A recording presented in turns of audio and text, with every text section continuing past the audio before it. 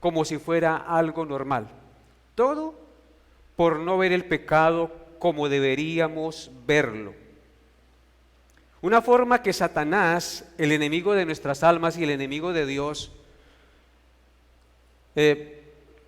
utiliza o va persuadiendo a los creyentes para hacer ver el pecado como si fuera algo normal y aceptable a nuestra vida, es haciéndonos creer que hay pecados pequeños y sin importancia.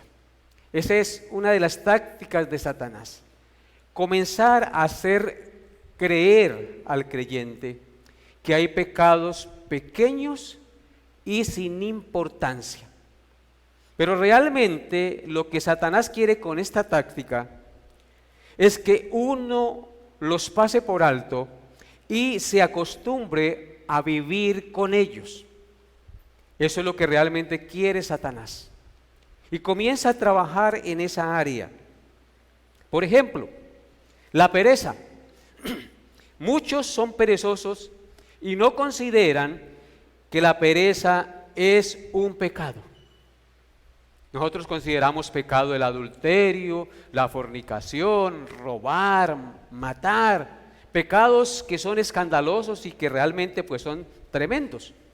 Pero muy poco consideramos aquellos pecados que son sutiles y que poco a poco se van metiendo en nuestra vida y van anidándose allí y que causan mucho daño a nuestra formación y crecimiento espiritual y que comienzan a producir mal testimonio en nuestro diario vivir.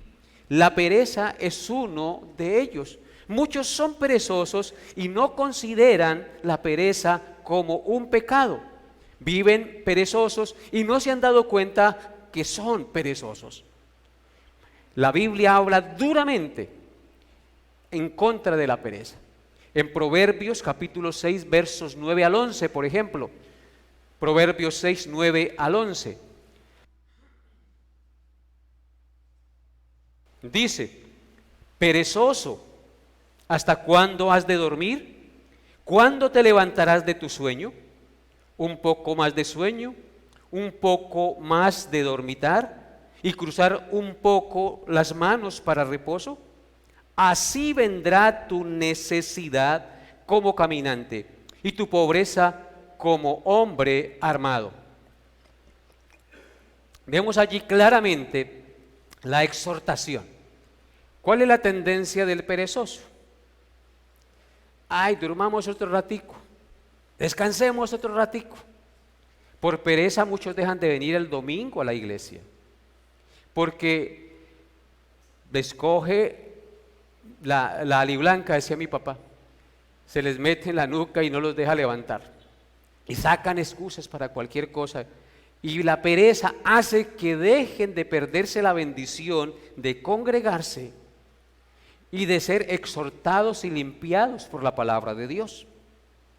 La pereza es un mal que debe ser apartado de nuestra vida. Perezoso, ¿hasta cuándo has de dormir?, dice el Señor. ¿Cuándo te levantarás de tu sueño? Una pregunta retórica. Un poco más de dormitar y cruzar un poco las manos para reposo. ¿Cuál va a ser el resultado de vivir en pereza? Así vendrá tu necesidad como caminante y tu pobreza como hombre armado.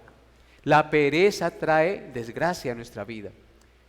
Trae pobreza espiritual porque por pereza no se lee la Biblia, por pereza no se ora, por pereza no nos congregamos, por pereza dejamos de hacer las cosas que Dios nos manda para nuestra formación espiritual y eso trae pobreza espiritual. Pero al mismo tiempo trae pobreza física porque el que no trabaja, pues empobrece. Bien dice la Escritura, el que no quiere trabajar que tampoco coma. Así que muchas veces somos perezosos, no nos damos cuenta y estamos atesorando la pereza como algo normal y no nos hemos dado cuenta que es un pecado. Y eso debe ser visto como debe ser visto, como pecado. Otras cosas son las mentiras. Muchas personas dicen mentiras supuestamente mentiras piadosas o mentirillas, pero poco a poco se va uno acostumbrando a decir mentiras y a decir mentiras y a decir mentiras, que comienza a mentir como algo normal y su conciencia no les carcome. En Colosenses 3:9, Pablo dijo: no mintáis los unos a los otros, habiendo despojaos del viejo hombre con sus hechos. El mandato de Dios, la exhortación de Dios, es a no mentir los unos a los otros. Recordemos que por la mentira, hermanos, entró el pecado al mundo y trajo la desgracia que hoy tiene sumido al mundo y a la humanidad, hermanos. Muchos dicen mentiras de manera tranquila y su conciencia no les carcome. No hay mentiras piadosas, no hay mentiras blancas. Mentira es mentira y punto. Amén. Otros viven en omisiones. ¿Qué son las omisiones? La palabra de Dios dice: el que sabe hacer lo bueno y no lo hace, le es pecado. El pecado de la omisión es muy frecuente y muy constante en nuestra vida, y a veces no lo reconocemos como tal. Lo vemos como algo normal. Pero las omisiones, sabiendo usted que puede y debe hacer algo bueno y no lo hace, eso es ¿qué? Pecado. Y hermanos, eso debe hacernos entender que estamos violando las normas de Dios y que por eso vendrán cosas y desgracias a mi vida. Por eso la Escritura dice en Proverbios 3:27: no te niegues a hacer el bien a quien es debido cuando tuvieres poder para hacerlo. Cuando yo puedo hacer algo bueno y no lo hago, eso me es pecado y estoy cometiendo pecado de omisión. Otro pecado, murmuración. La murmuración es otro pecado con el cual convivimos tranquilamente y no nos arrepentimos y vivimos como si nada. La murmuración. Murmuración viene de murmullo y tiene la connotación de hablar en voz baja en contra de otra persona, con las intenciones de dividir, con las intenciones de hacer equipo y poner esa persona en contra de la otra. Murmurar es hablar en voz baja, en murmullo, en contra de otro, sin que la persona esté presente. Por eso Santiago, capítulo 4, versos 11 y 12, Santiago 4, 11 y 12 dice: hermanos, no murmuréis los unos de los otros. El que murmura del hermano y juzga a su hermano, murmura de la ley y juzga a la ley. Pero si tú juzgas a la ley, no eres hacedor de la ley, sino juez. Uno solo es el dador de la ley, que puede salvar y perder. Pero tú, ¿quién eres para que juzgues a otro? Cuando murmuramos, realmente estamos juzgando, estamos criticando. Si yo tengo algo contra alguien, la Biblia me manda a ir frente a él y en amor decirle las cosas si es que está equivocado. Pero no comencemos a hacer murmullo y a hacer equipo y a poner la gente en contra de la persona, porque eso es pecado a los ojos de Dios. Hablamos del vecino, hablamos del compañero de trabajo a espaldas, y eso es pecado, eso es murmuración. Y no me digan que no cometen ese pecado. Fácilmente cometemos ese pecado y vivimos con él como si nada. Otro pecado es las excusas con las cuales también convivimos como si no fueran pecado, y tranquilitos, como si fuéramos los más espirituales. ¿Cuánto tenemos que arrepentirnos, hermanos? Las excusas. Cuán fácil sacamos excusas para justificar nuestras omisiones o responsabilidades delante de Dios. Por ejemplo, sacamos excusas para justificar nuestra inasistencia a la iglesia, que estoy cansado, que no tengo plata, un sinnúmero de excusas, para justificar nuestra inasistencia a la iglesia, para justificar nuestra falta de servicio y colaboración en la obra de Dios. Las excusas son terribles, hermanos, y vivimos mucho con ellas y no nos arrepentimos de ellas. Observen lo que dice Lucas, capítulo 14, versículos 16 al 20. Lucas 14, 16 al 20 dice: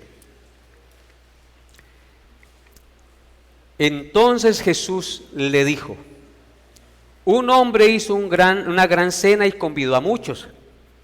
Y a la hora de la cena envió a su siervo a decir a los convidados: venid, que ya todo está preparado. Y todos a una, aquellos que fueron invitados a la cena y que todo estaba preparado, ¿qué hicieron? Comenzaron a excusarse.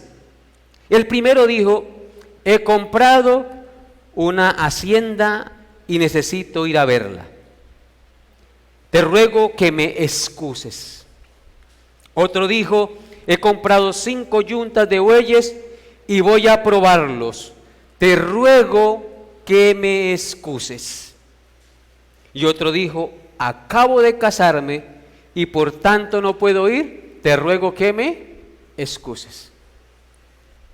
¿Sí notan, hermanos, que muy fácilmente sacamos excusas para no asistir a la cena, al banquete que Dios tiene preparado para nosotros, sobre todo en el día del Señor? ¿Qué es lo que trae más provecho a nuestra alma, hermanos, que congregarnos y escuchar las exhortaciones de la palabra de Dios, que nos limpia y hace que nuestro entendimiento cambie y se amolde a los principios de Dios? Pero sacamos excusas habidas y por haber en todas las áreas de nuestra vida. Usted comete una falta y muy fácilmente puede justificar esa falta. Desde que se hicieron las excusas, dicen por ahí, ninguno queda mal. Pero el que saque excusas debe entender que hay alguien al cual usted no puede engañar. Y hay alguien delante del cual usted no se puede justificar a sí mismo. Solo hay uno que nos puede justificar ante Dios, y es Jesucristo. Y todo aquel que ha confiado en Jesucristo deja las excusas para vivir conforme al patrón de aquel que lo compró con su sangre. ¿O no es así? Hermanos, no saquemos excusas. Decimos chismes, codiciamos, decimos mentiras, sacamos excusas, consentimos el resentimiento muchas veces en nuestro corazón y lo justificamos. Es que la que me hizo fue muy grande, yo no lo puedo perdonar. Pero si Cristo te perdonó a ti, ¿no dice la Escritura que también yo debo perdonar al que me ofende? ¿Y saben por qué cometemos todas esas cosas, esos pecados? Porque en el fondo consideramos que estos no son pecados significativos que ofenden a Dios. Y entonces por eso convivimos con ellos y andamos como si nada por la vida. Hermanos, como cristianos no debemos andar ni pensar de esa manera. Entonces la pregunta es: pastor, ¿cómo hacer para no acostumbrarnos a considerar ciertos pecados como pequeños e insignificantes y vivir con ellos como si nada? Hermanos, lo primero que usted y yo debemos hacer es ver toda clase de pecado como lo describe y lo ve Dios en su palabra. Por más atractivo, por más insignificante que parezca el pecado, la Biblia describe de una manera repugnante el pecado. Y Dios lo ve de una manera repugnante. Y así tú y yo debemos mirar y considerar toda clase de pecado. Si tenemos ese objetivo de mirar toda clase de pecado como algo repugnante y aborrecible, como lo es a los ojos de Dios, entonces no nos vamos a dejar engañar por el engaño del pecado. Vamos a mirar algunos textos que nos hablan de cómo describe la Biblia el pecado. Y por eso es que usted debe aborrecerlo. La Biblia describe el pecado como el vómito de un perro. Si usted peca y no quiere dejar ese pecado, está usted atesorando el vómito de un perro. Porque la Biblia describe el pecado como el vómito de un perro. Segunda de Pedro 2:22 dice: pero les aconteció lo del verdadero proverbio: el perro vuelve a su vómito y la puerca lavada a revolcarse en el cieno. Dos maneras de considerar el pecado ahí: como el vómito de un perro y como un puerco que después de lavado vuelve y se revuelca en el lodo oloroso y podrido. Si notan cómo ve y describe el Señor en su palabra el pecado. ¿Por qué entonces nosotros hemos de atesorar el pecado y no hemos de aborrecerlo? Si es algo repugnante a los ojos de Dios. ¿Me estoy haciendo entender, hermanos? Parece que no. La Biblia describe también el pecado como una llaga podrida. Así describe la Biblia el pecado, como una llaga podrida, aunque a mis ojos parezca que es agradable y atractivo, pero en realidad es una llaga podrida. Isaías 1, verso 6. Dice Isaías 1, verso 6: desde la planta del pie hasta la cabeza no hay en él cosa sana, sino herida, hinchazón y podrida llaga. No están curadas, ni vendadas, ni suavizadas con aceite. Es una descripción del pecado de la nación de Israel en contra de Dios. Describe Dios el pecado de Israel como alguien que tiene una podrida llaga desde la coronilla hasta la punta de su pie. El pecado, hermanos, entonces es repugnante y aborrecible a los ojos de Dios, y ante nuestros ojos como hijos de Dios también debe ser repugnante y aborrecible. Pero también el pecado es considerado como una lepra, como una lepra. La Biblia describe el pecado como lepra, la lepra del pecado. La lepra era una enfermedad en la antigüedad y aún todavía existe, en la que el leproso era confinado al destierro, y cuando un leproso estaba detectado de lepra, cuando iba por una calle tenía que decir: soy inmundo, para que todo el mundo se alejara, porque era contagiosa. Y el leproso era considerado leproso por los judíos, porque supuestamente ellos decían que era un castigo de Dios por su pecado. Así que el pecado también es considerado como una lepra. Pero también el pecado es considerado como estiércol. Como estiércol. El apóstol Pablo consideraba sus logros humanos sin Cristo, como basura. Y en el griego da la connotación del estiércol. Eso está en Filipenses 3:8. Filipenses 3:8 dice: ciertamente aún estimo todas las cosas como pérdida por la excelencia del conocimiento de Cristo Jesús mi Señor, por amor del cual lo he perdido todo y lo tengo por basura para ganar a Cristo. Cristo consideraba sus logros religiosos sin Cristo, sus títulos religiosos sin Cristo, su prestigio de descendiente de Abraham, de la tribu de Benjamín, como estiércol, como basura, hermanos. Entonces, ¿notan ustedes lo crudo que es el Señor y lo directo para mostrarnos lo aborrecible del pecado? El pecado debe ser visto como debe ser visto. También la Biblia considera el pecado como trapos de inmundicia. Trapos de inmundicia. Isaías 64:6 Dice: si bien todos nosotros somos suciedad y todas nuestras justicias como trapo de inmundicia, y caímos todos nosotros como la hoja, y nuestras maldades nos llevaron como viento. Así que el pecado también es considerado como trapo de inmundicia, y los trapos de inmundicia eran los trapos que se ponían los leprosos en las llagas para cuando les supuraba, y eran también los trapos que usaban las hebreas como toallas higiénicas. Así es considerado el pecado a los ojos de Dios.